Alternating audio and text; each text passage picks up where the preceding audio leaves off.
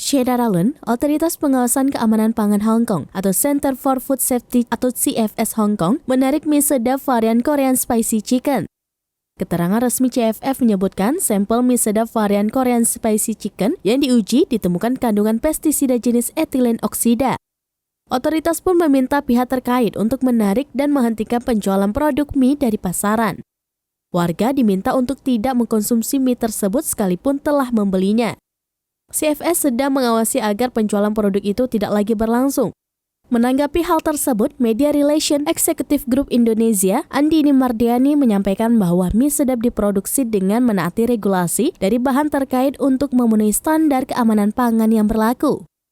Andini menambahkan produk mie sedap juga telah dinikmati oleh konsumen di lebih dari 30 negara selama belasan tahun terakhir dan telah memenuhi standar uji ekspor termasuk kandungan, pengemasan, hingga pelabelan produk.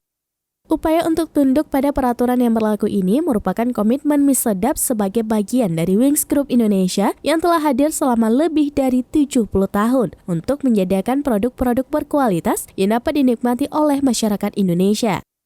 Andini menekankan mie sedap juga dipastikan selalu berupaya memberikan yang terbaik bagi konsumen dari seluruh lini proses dan produksi. Ia memastikan tidak ada penggunaan etilen oksida dan telah mengantongi persyaratan BPOM sehingga aman untuk dikonsumsi.